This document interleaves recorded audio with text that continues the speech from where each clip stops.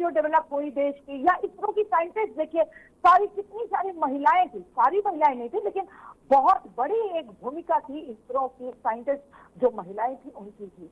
तो महिलाओं को आगे बढ़ाया, और ये सीएम फेस भी आज आप जो देख रहे हैं, रेखा गुप्ता देखिए कितने निचले स्तर से। अब आप एक तो आप ये भूल जाइए, बीजेपी में या मोदी जी के कार्यकाल में कोई बड़ा कोई छोटा नहीं है। कोई भी कार्यकर्ता जो है वो भी ऊपर आ सकता है, वो भी बहुत बड़े बड़े पद संभाल सकता है। तो ये बिल्कुल जो देखिए जो राजनीति होती है, जिसमें लोग सोचते हैं कि इतना ऊपर तो हम कभी पहुंच ही नहीं पाएंगे, तो वो सारी चीजें खारिज हो जाती हैं जब आप देखते हैं कि कोई आम महिला भी आकर के आपके देश में। इसमें कोई शक नहीं है कि आप लोगों ने एक बड़ी लकीर खींची है। हो सकता है वो रणनीति का हिस्सा और होना भी चाहिए, हर पार्टी अपनी रणनीति बनाकर चलती है और बीजेपी इसमें माहिर है। वो 365 दिन 24/7 के हिसाब से अपनी राजनीति करते हैं। सरकार में रहते हुए भी संगठन भी काम कर रहा होता है और आगे के चुनाव की तैयारी भी होती है और राजनीतिक आरोप भी लगता है। लेकिन यहां अगर ये रणनीति है तो इसकी काट होगी क्या? दीपक हिंदुस्तानी, जब परिणाम आया उसके बाद से हर दिन प्रेस कॉन्फ्रेंस हो रही थी कि 8 दिन हो गए, 10 दिन हो गए, अभी तक मुख्यमंत्री का नाम नहीं आया। देखिए उनके यहां नाम भी तय हो गया और शपथ भी हो गई, और शपथ भी एक महिला मुख्यमंत्री ने ली, उनके साथ तमाम और लोगों ने लिया। एक छोटे से कार्यकर्ता उस पद पर काबिज हुए। ये बीजेपी कह रही है कि हम ही कर सकते हैं, और अब दिल्ली में वो दौर आएगा जो दौर कभी शीला दीक्षित के हिसाब से माना जाता है, अभी भी उसे याद किया जाता है। वहीं शीला दीक्षित जो कि दिवंगत हैं, लेकिन उनके कार्यकाल में सबसे ज्यादा बेहतर काम हुआ दिल्ली में, ये आरोप भी लगता है और ये बात दावे के साथ कही जाती है। और उन्हीं का सबसे ज्यादा विरोध करके आप लोग 10 साल सत्ता में काबिज रहे। क्या फिर से वो दौर आएगा जो बीजेपी दावा कर रही है? अतुल जी, सभी को नमस्कार। पहले तो बाइखा जी को और सबको बहुत बहुत बधाई। आपका दिल्ली का मुख्यमंत्री दिल्ली को मिल चुका है। अब आपसे यह निवेदन है कि अब वह काम पे ध्यान दे। बीजेपी ने कहा था पहली कैबिनेट के अंदर 8 मार्च को वह 2500 रुपये दिल्ली की हर महिला के खाते में डाले। ये बीजेपी ध्यान दे। 500 रुपये सिलेंडर उन्होंने कहा था, फ्री सिलेंडर होली भी आई चुकी है, एक महीना होली को बचा है, होली को वो 500 रुपये का फ्री सिलेंडर दे, इन पे ध्यान दे। देखिए बीजेपी इवेंट बहुत अच्छा रहती है, आज भी उन्होंने इवेंट बहुत अच्छा किया। इवेंट करने में कोई वो नहीं है कि बहुत अच्छा इवेंट करती है। अब बीजेपी से निवेदन है कि अब उनको जिम्मेदारी मिल चुकी है, अब वो काम पे ध्यान दें। कैसे वो दीपक भाई, मतलब एक दिन का भी समय आप नहीं देंगे? मुझे कंप्लीट करने दीजिए। 6 महीने तो दिया जाता है। अतुल जी, आपसे निवेदन, मुझे कंप्लीट करने दीजिए। मैं आप ही करूंगा जी, मुझे कंप्लीट करने दीजिए। बीजेपी ने कहा था 500 रुपये सिलेंडर का, 2500 रुपये महीना महिलाओं का, 50,000 सरकारी रोजगार, और दूसरा पत्रकारों के लिए भी कहा था इन्होंने 10 लाख रुपए का बीमा। तो वह बीजेपी काम पे ध्यान दे। हमें दिल्ली की जनता ने विपक्ष की जिम्मेदारी दी है। जिस दिन से दिल्ली की जनता ने हमें विपक्ष की जिम्मेदारी दी है, हम उसी दिन से अपनी विपक्ष की जिम्मेदारी निभा रहे, दिल्ली की आवाज बन रहे हैं, और दिल्ली की आवाज एक शानदार ताकतवर आवाज दिल्ली की हम बनेंगे, और इनको हम के वादे याद दिलवाते रहेंगे। ठीक बात है। अब सवाल यही है ना जो मैंने आपसे फिर से पूछा था, आपने कहा कि अपनी बात पूरी करेंगे उसके बाद ही बोलेंगे। मेरा छोटा सा सवाल है, छोटा सा जवाब दीजिएगा, उसके बाद मैं दूसरे मेहमान के पास जाऊंगा। आप एक दिन का भी समय देने को तैयार नहीं, आप ये कह रहे हैं, और बीजेपी कह रही है कि हमने तो शपथ से पहले ही काम करना शुरू कर दिया, और खासतौर से यमुना की सफाई वाला जो कि आप नहीं कर पाए वादा करने के बाद भी। देखिए अतुल जी, 11 दिन पहले ही लेट हो सके। आज 12वें दिन दिल्ली को सीएम मिला, इसकी बधाई हो। वो अब वह काम पे लगे, कैबिनेट आ चुकी है, कैबिनेट करे, और फिर कैबिनेट के अंदर वो 2500 रुपये महीने का ऐलान करे। हम तो यही चाहेंगे कि काम पर ध्यान दे। ठीक बात है, मैं समझ गया। मैंने एक दिन का जिक्र किया चूंकि मैं आज से जोड़ रहा था, शपथ आज से हुई है, लेकिन आप कह रहे हैं कि हम तो उस दिन से जोड़ेंगे जिस दिन परिणाम आ गया था, यानी 11 दिन वैसे ही लेट हो चुका है। लेकिन अब आज इसको हम कैसे देखें कि जो इस वक्त विपक्ष में है वो 10 साल सत्ता में रहे, और कुछ वादे उन्हीं के जिसको उन्होंने ईमानदारी से स्वीकार भी किया चुनावी दौर में कि हम पूरा नहीं कर पाए। अपनी टीम के साथ खुद केजरीवाल गए, अलग अलग चैनलों में उन्होंने बोला भी। क्या यहां पर हमला पहले दिन से ही होगा, या 11 दिन का वो जिक्र जो कर रहे हैं इस वक्त दीपक, वो पहले से तैयारी में है कि हर दिन प्रेस कॉन्फ्रेंस होगी और हर दिन वादे गिनाए जाएंगे, हर दिन बताया जाएगा कि आपने ये वादा किया है, पूरा करिए? हेलो, निकी नवाज, मेरी आवाज जा रही है?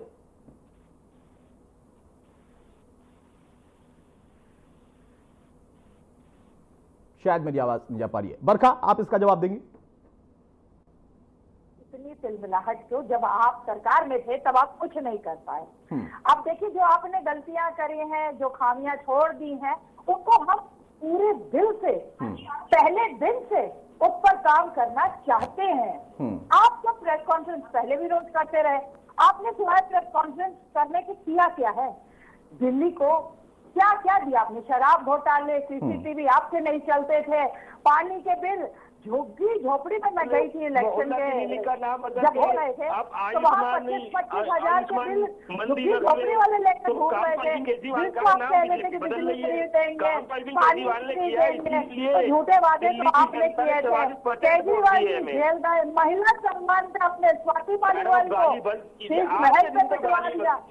आम आदमी एक पेड़ नहीं काट सकता था, आपने हजारों पेड़ काट के शीश महल बना दिया।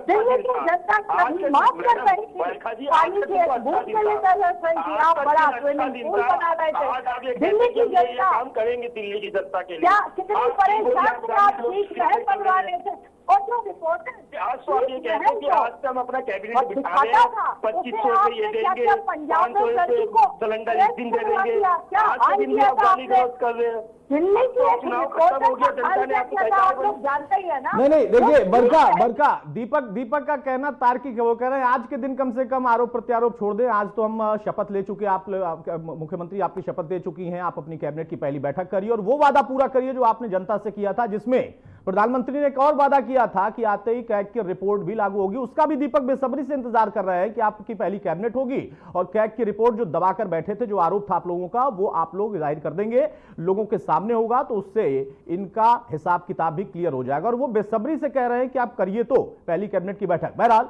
निकी नवाज, मेरी आवाज आप तक जा रही है? बिल्कुल, आपको मेरी आवाज आ रही है? हाँ, आ रही है। निकी, मेरा सवाल यह है कि दो अलग अलग बिंदुओं पर हम चर्चा कर रहे हैं। एक तरफ की बीजेपी ने महिला मुख्यमंत्री और उनका जो बैकग्राउंड है, हरियाणा से आती हैं, वैश्य समाज से हैं, तमाम ऐसी चीजें जो कि इस वक्त सोशल मीडिया पर भी बहुत चर्चा में है कि इन बिंदुओं की वजह से उनको चुना गया। हालांकि काफी लंबे समय के बाद मीडिया का भी जो इंटरप्रिटेशन था, हम लोग भी जो सोच रहे थे कि कौन आगे चल रहा है, लंबे समय के बाद उसी नाम पर मुहर लगी है। वरना मैं ईमानदारी से स्वीकार करता हूं कि हम मीडिया के लोगों को भी हरियाणा में तमाम जगहों पर एहसास भी नहीं हुआ, जो नाम तय होते थे उनसे इतर ही नाम पर हम चर्चा करते रहते थे। तो वो एक नई लकीर खींची बीजेपी ने, और रणनीति अगर है तो वो कितनी महत्वपूर्ण है। और जो बात दीपक कह रहे हैं कि पहले दिन से काम शुरू कर दिए, 11 दिन ऑलरेडी लेट हो गए हैं, इतनी बेताबी क्यों है? देखिए, मैं इन सारी बातों को खारिज करते हुए, मैं किसी के फेवर में नहीं हूँ, मैं एक सोशल एक्टिविस्ट हूँ और समाज की बात रखती हूँ हमेशा।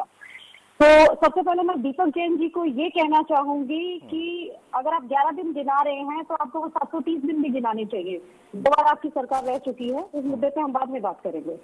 लेकिन जिस वैश्य समाज से रेखा गुप्ता जी आती हैं, जो बीजेपी की सीएम बनी है, दिल्ली की सीएम बनी है, उसी वैश्य समाज से केजरीवाल साहब भी थे और उन्होंने कितना काम किया है। अगर मैंने ये सिस्टम से कनेक्ट नहीं किया होता स्काइप कॉल, अगर फोन से होता तो मैं इमीडिएट अपने घर के बाहर जाके गलियों की हालत दिखा देती। तो ये जो पानी फ्री, बिजली फ्री और ये सब, मेरा बिजली का बिल आज तक 6,000 से कम नहीं आया, मैं घर में अकेले रहती हूँ। तो ये क्या मुंह देख के टीका करते आए हैं आज तक? और जिस घर में मतलब 20-20 रोहिंग्या घुसे बैठे हैं, सड़कों पे झुग्गियां पड़ी हैं, उनके मीटर फ्री चलते हैं। 1 मिनट, मैंने आपकी बात नहीं काटी है, चुप रहिए। बोलिए। दूसरी बात, जहाँ पे 20 लोग रह रहे हैं वहाँ बिजली का बिल 0, और जहाँ 1 या 2 बंदा रह रहा है जिसमें सिर्फ एक ट्यूबलाइट जलती है, वहाँ पे बिल 6,000, 10,000, 11,000। मतलब मैं बिजली खाती हूँ क्या? दूसरी बात, ये मतलब लोगों को कैसे डिटेक्ट करते हैं कि इनके घर इतना बिल जाना चाहिए, इनके घर बिल ही नहीं जाना चाहिए क्योंकि उनको वोट बैंक वहां चाहिए था। दूसरी बात, 2 बार के कार्यकाल में इन लोगों ने कितने रोहिंग्या, कितने घुसपैठिए, कितने इन्वेडर, मैं भारत के लोगों की बात नहीं करती हूँ, मैं विदेशी घुसपैठियों की बात करती हूँ। गाड़ी उठा के रोहिणी इलाके से होते हुए अगर सेंट्रल दिल्ली तक जाती हूँ तो सड़कों पे मुझे घुसपैठ किए हुए कम से कम भी 20,000 लोग मिलते हैं। सड़कों पर वो चेहरे मिलते हैं। देखिए, आप जेनेटिक्स की बात करते हैं, शक्ल देख के पहचान लेते हैं कि ये बंदा किस इलाके का रहने वाला है, तो हमें ये नहीं पता कि ये भारत की टेरिटरी के बाहर के लोग हैं। दूसरी बात, आम आदमी पार्टी हर चीज के सिर्फ पोस्टर लगाती फिरी है। मैंने ये देखा है, एक केजरीवाल, एक मनीष सिसोदिया जी, एक और 3 महीने इनकी एक वो आतिशी जी रही है, महिला मुख्यमंत्री दिल्ली की, उन्होंने बेइंतहा काम किया और उसका फल भी उनको मिला है। आज आप अपोजिशन में बैठे हो, उसका एक ही फल आपको मिला है कि आपकी महिला ने जाते जाते कुछ काम किया है। और बीजेपी ने जो अच्छा काम किया है वो ये है कि एक महिला को मुख्यमंत्री बनाया है। वह महिला कितनी सुरक्षित थी, आपकी अध्यक्ष को आपने ऑफिस बुला के पीटा है। मैं बीजेपी के फेवर में नहीं बोल रही हूँ, बट जो आपकी पार्टी ने महिलाओं के साथ किया है वो मैं एक बार मुद्दे उठा रही हूँ, एक सामाजिक कार्यकर्ता होने के नाते। मैं आपके खिलाफ नहीं हूँ, आपके भी बहुत सारे अच्छे लोग हैं जो अच्छा काम करते होंगे, बट मैंने काम करते देखा नहीं है। फोटो खिंचाते, पोस्टर लगाते, बैनर लगाते तो बहुत देखे, और वो बैनर जब टूट के सड़कों पे गिरते हैं कील समेत, तो गाड़ियों के पंक्चर होते भी देखे हैं। तो मैं किस किस मुद्दे को उठाऊं पिछले 10 सालों में जिनसे मैं खुद परेशान हुई हूँ। तो आप ये सोचिए, मेरे अलावा जो करोड़ों लोग दिल्ली में रह रहे हैं वो आप लोगों को झेल रहे थे, और जिस भीड़ का वोट बैंक आपने लिया है वो भीड़ तंत्र के आधार पर बनी आपकी सरकार थी। आपने कभी उस सभ्य शिक्षित सभ्य समाज की वोट लेकर सही तरीके से दिल्ली को तरक्की देने की बात की है? अगर की है तो आप 4 पॉइंट मुझे रख दीजिए अभी। ठीक है, दीपक जवाब देंगे और संक्षेप में, लेकिन आप हमारे लिए आपने बहुत अच्छी बात कही कि दिल्ली के अंदर कानून व्यवस्था बिल्कुल शर्मा चुकी है। मैं इससे बिल्कुल सहमत हूँ कि दिल्ली के अंदर कानून व्यवस्था बिल्कुल, आप सुन लीजिए, आपने बोला ना, आप सुन लीजिए, आप बिल्कुल कानून व्यवस्था शर्मा चुकी है। आपने 2 दिन पहले भी देखा है, तिलक नगर में 7 साल की बच्ची के साथ रेप हुआ। आज दिल्ली के अंदर खुलेआम गोलियां चल रही है, खुलेआम मर्डर हुए, अपराधियों को कानून का बिल्कुल भय नहीं है। और एक कानून व्यवस्था सीधा सीधा अमित शाह जी के अंडर में आती है, गृह मंत्री के अंडर में आती है। दूसरी बात, मैं आपकी बात का जवाब दूं, आपने बिल्कुल सही बोला रोहिंग्या वाली बात। तो रोहिंग्या क्या एरोप्लेन से आए? एरोप्लेन से तो आई नहीं होंगे, दिल्ली के अंदर की डायरेक्ट एरोप्लेन से आ गए हैं। किसकी सीमाओं में आती है? दिल्ली पुलिस किसकी सुरक्षा में है? सुन लीजिए, सीमाओं की सुरक्षा किसके अंडर में है? सीमाओं की सुरक्षा किसके अंडर में है? मैं अब आपसे ये कह रहा हूँ, दिल्ली की जनता सारी चीजों की जिम्मेदारी दीजिए है। अब हर चीज में पहले भी कानून व्यवस्था केजरीवाल जी के हाथ में नहीं आती थी, तब भी बीजेपी वाले अरविंद केजरीवाल जी को गाली देते थे।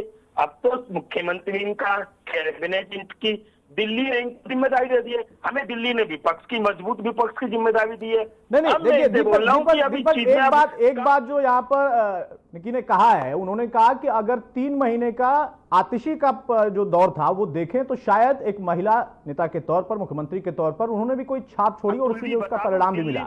लेकिन आपने सिर्फ उतना ही सुना, आपने रोहिंग्या सुन लिया, आपने लॉ एंड ऑर्डर सुन लिया, और बिल्कुल आपने सही जवाब दिया कि उसकी जिम्मेदारी किसकी है। लेकिन 6000 का उनका बिल और वो माथा देखकर टीका लगाने वाली बात वो नहीं सुनी आपने। उन्होंने कहा कि आप चेहरा पहचान कर लोगों को करते हैं, उसका जवाब आपने नहीं दिया। एक छोटा सा जवाब इस पर भी। देखिए अतुल जी, मैं जवाब दे देता हूं।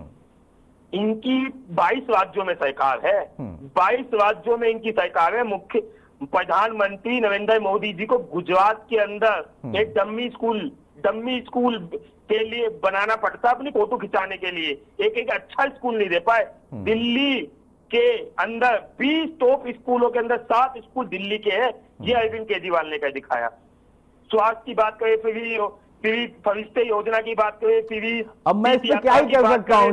शीला दीक्षित का फिर से जिक्र करना पड़ेगा, उनके दौर का बार बार जिक्र होता ही है कि बहुत अच्छा काम किया, दिल्ली की जनता ने उन्हें हरा दिया। आप खुद कह रहे हैं कि आपने इतना काम किया, टॉप का काम कर दिया और आपको भी हरा दिया। अब दिल्ली की जनता फिर किस पैमाने पर विकास को आंकती है, ये तो दिल्ली की जनता ही बताएगी, क्योंकि जनता जनार्दन होती है। बहरहाल बरखा, अब यहां पर प्रश्न यह है कि जब आपने ही कोई बड़ी लकीर खींची है, आप कह रही हैं कि हमने महिला एक मुख्यमंत्री बनाया, आप कह रही हैं कि हमने एक छोटे से कार्यकर्ता को बड़े पद पर काबिज कराया, अच्छी बात है, नजीरें पेश की जानी चाहिए, वो चाहे आप करें या कोई और पार्टी करे। लेकिन अब उस नजीर से आपको विकास की नजीर भी पेश करनी पड़ेगी। कम से कम तुलना अगर की जाए पिछले 10 साल या उसके पहले के 10 साल, तो आप अपनी लकीर में सबसे आगे रहें कि हमने सिर्फ बदलाव नहीं किया, हमने सिर्फ सम्मान नहीं दिया आधी आबादी को, बल्कि हमने सम्मान भी बचाया, लॉ एंड ऑर्डर भी सुधारा, विकास भी किया। यमुना में आरती तो आज शुरू हो जाएगी, हो चुकी है, चूंकि आज जाएंगी सीएम बनने के बाद, तो वहां पर वो आरती तो हम देखेंगे, लेकिन वो पानी की शुद्धता वो क्या 5 साल में टारगेट है, फिक्स हो जाएगा? बिल्कुल, सबसे पहला टारगेट यमुना की सफाई है, बिल्कुल पोल्यूशन से मुक्त कराना है, जो कि बहुत बड़ी समस्या रही है। चाहे वो सीनियर सिटीजन हो, चाहे बच्चे आप हो रहे हैं, जब पोल्यूशन के लेवल इससे बढ़ जाते हैं, बहुत बड़े चैलेंजिंग काम है। दिल्ली कूड़े का ढेर बन चुकी है। स्वच्छ दिल्ली, देखिए मोदी जी के जो सपने हैं, जो उन्होंने